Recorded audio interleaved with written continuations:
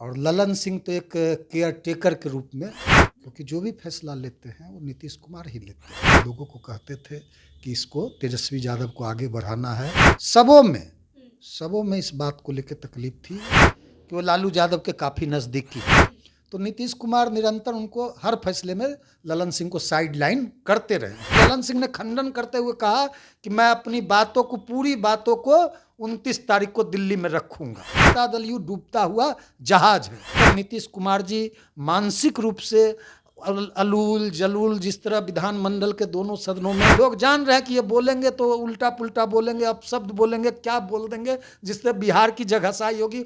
नमस्कार, दर्श न्यूज देख रहे हैं आप और मैं हूं आपके साथ दक्षा प्रिया। जेडीयू के राष्ट्रीय अध्यक्ष ललन सिंह ने अपने पद से इस्तीफा दिया।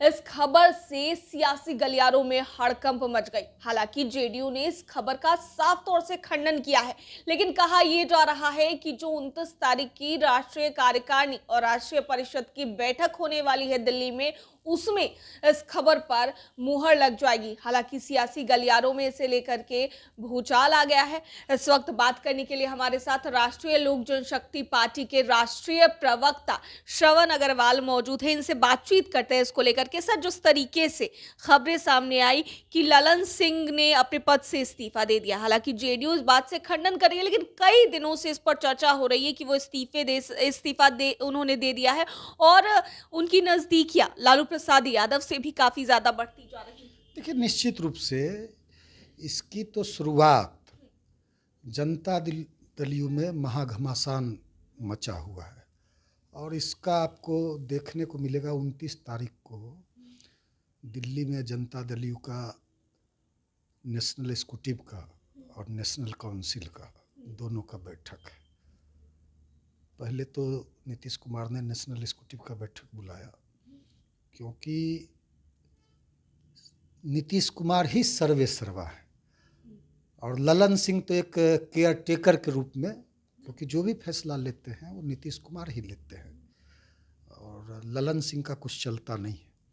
और इसकी शुरुआत आपको जब नीतीश कुमार ने एनडीए छोड़कर राष्ट्रीय जनता दल लालू परिवार के साथ हाथ मिलाया और उसके बाद निरंतर कई प्लेटफार्म पे, सभाओं में, मंचों पर नीतीश कुमार ने कहा कि अगला चुनाव 2025 का विधानसभा चुनाव तेजस्वी यादव के नेतृत्व में लड़ा जाएगा।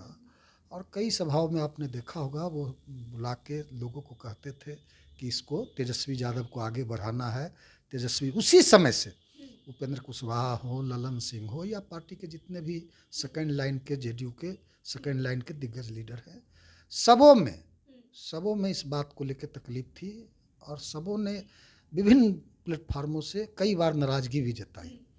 तो उपेंद्र कुशवाहा तो अलग हो गए, आरसीपी सिंह अलग हो गए, जो खासम खास थे आरसीपी सिंह भी राष्ट्रीय अध्यक्ष जेडीयू के, वो भी अलग हो गए और कई दिग्गज नेता, उसमें एक नाम ललन सिंह का भी है। ललन सिंह विगत कई दिनों से वो तो यहाँ तक था कि वह चाहते थे कि जनता दल यू का विलय आरजेडी में वो कराना चाहते हैं और ये बात सही है कि वो लालू यादव के काफ़ी नज़दीकी हैं। तो इस बात का आभास नीतीश कुमार को पता चल गया। तो नीतीश कुमार निरंतर उनको हर फैसले में ललन सिंह को साइड लाइन करते रहे हैं। तो आपने देखा होगा कल जिस तरह मीडिया में, चैनलों में चला कि ललन सिंह ने इस्तीफा दे दिया, और वो इस्तीफा दे चुके थे, अपना इस्तीफा वो मुख्यमंत्री को भेज चुके थे, जो और बाद में उनको किसी तरह मनाया गया। विजय चौधरी को प्रेस कॉन्फ्रेंस करना पड़ा, ललन सिंह को खंडन करना पड़ा, लेकिन ललन सिंह ने खंडन करते हुए कहा कि मैं अपनी पूरी बातों को 29 तारीख को दिल्ली में रखूँगा। और देख लीजिएगा 29 तारीख को महाघमासान आपको दिल्ली में देखने को बैठक में मिलेगा और जनता दल यू में बड़ा विभाजन अति शीघ्र आपको जनता दल यू डूबता हुआ जहाज है और कोई भी इस जहाज पे बैठना नहीं चाहता है। सब लोग इस जहाज से, क्योंकि सब लोग जिस तरह विभिन्न प्लेटफार्मों पर नीतीश कुमार जी मानसिक रूप से अलूल जलूल, जिस तरह विधानमंडल के दोनों सदनों में महिलाओं को लेकर, माताओं बहनों को लेकर जिस तरह से घोर आपत्तिजनक और अति निंदनीय शब्दों का उन्होंने विधानसभा के पटल पे बोला और उसके बाद भी निरंतर आपने देखा होगा कल परसों 2-3 दिन पहले एक कार्यक्रम था कम्फेट का, और उद्घोषका के साथ उन्होंने जो व्यवहार किया, जो इतना निचले स्तर का व्यवहार किया, तो इसको लेकर अब विभिन्न जगह आपने देखा होगा कई कार्यक्रम हुए। अब नीतीश कुमार जो 30 मिनट 40 मिनट 1-1 घंटा भाषण देते थे सरकारी कार्यक्रमों में, सरकारी आयोजन में, अब वह भाषण भी कहीं भी अब भाषण नहीं दे रहे हैं, किसी कार्यक्रम में जा रहे हैं भाषण नहीं दे रहे हैं, उनको मना किया गया है। लोग जान रहे हैं कि ये बोलेंगे तो उल्टा पुल्टा बोलेंगे, अब शब्द बोलेंगे, क्या बोल देंगे जिससे बिहार की जगहसाई होगी, पार्टी की जगहसाई होगी, सरकार की किरकिरी होगी। इसलिए नीतीश कुमार को भाषण देने से भी मना कर दिया गया है उनके लोगों के द्वारा। तो निश्चित रूप से सारे इनके सांसद जो हैं जनता दल के और जो भी विधायक हैं, सारे के सारे लोग जान रहे हैं कि अब नीतीश कुमार के साथ रहना जोखिम भरा है। ये जल्दी से जल्दी लोग, आप देखिएगा, आप 2024 का चुनाव आते आते मुश्किल से 90 दिन बचे हैं, 100 दिन बचे हैं चुनाव के घोषणा में। आप देखिएगा चुनाव आते आते जनता दल के अधिकांश सांसद और विधायक, अधिकांश क्या, सभी के सभी सांसद विधायक खंड खंड में बढ़ जाएंगे।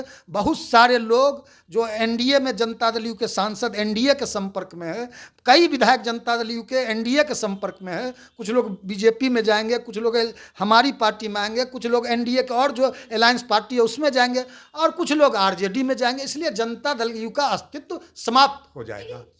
क्या कारण रहा होगा इतना ज्यादा नाराज होने का? ललन सिंह हो या फिर और भी कई नेता हैं जो अक्सर पार्टी से निकलते हैं। आपको याद होगा कि जब आरसीपी सिंह भी बाहर निकले थे पार्टी से, उपेंद्र कुशवाहा ने भी पार्टी छोड़ी थी, उस वक्त उन्होंने नीतीश कुमार की निंदा की थी, और अब ललन सिंह को लेकर के बातें सामने, इतना ज्यादा नाराज आखिर क्यों? नहीं, ललन सिंह आज से नहीं 40 वर्षों से नीतीश कुमार के साथ हैं। 4 दशक का रिश्ता उनका नीतीश कुमार के साथ था, और नीतीश कुमार को बढ़ाने में जिन जिन लोगों ने नीतीश कुमार को बनाया, नीतीश कुमार को बढ़ाया, नीतीश कुमार को बिहार का मुख्यमंत्री बनाया, सब लोगों के साथ नीतीश कुमार ने दगा किया, सब लोगों को धोखा देने का काम किया। चाहे जॉर्ज फर्नांडिस को क्या हश्र किया, उनका टिकट तक काट लिया अंतिम समय में जॉर्ज साहब का, उनको भारी आघात। जो जॉर्ज साहब जनता दल के संस्थापक थे, समता पार्टी के संस्थापक थे, 1994 में जनता दल जॉर्ज का निर्माण किया,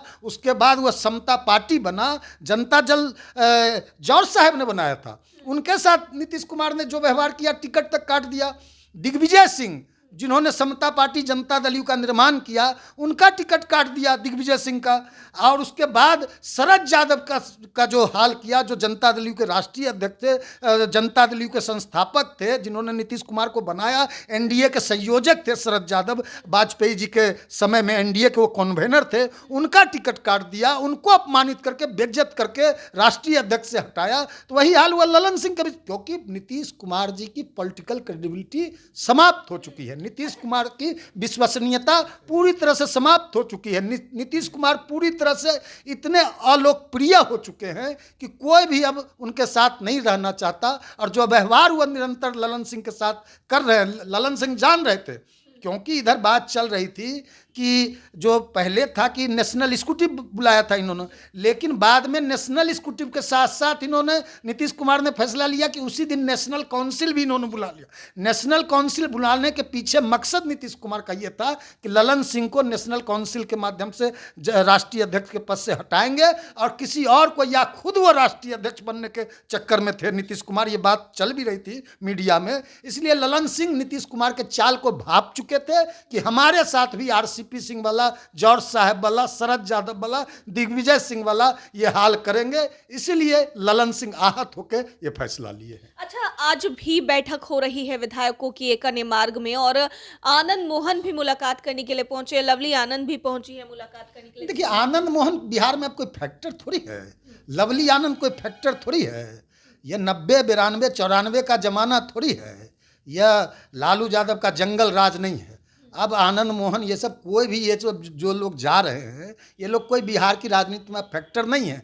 कितनी भी बैठकें कर लें, अब एक अन्य मार्ग से नीतीश कुमार के विदाई का समय आ गया है। हम लोग अब नीतीश कुमार एक पल भी यदि बिहार में बने रहते हैं तो बिहार के लिए ये दुर्भाग्यपूर्ण है, बिहार के लिए शर्मनाक है। नीतीश कुमार का जो आचरण है, नीतीश कुमार का जो संवाद शैली आप देखने को मिल रहा है विभिन्न मंचों पे, विधानसभा में संवाद शैली उनका और जो कार्य शैली, उससे पूरे बिहार की, पूरे देश और पूरे विश्व में मजाक बना कर रख दिया है, जगहसाई बिहार पे लोग सब हंस रहे हैं।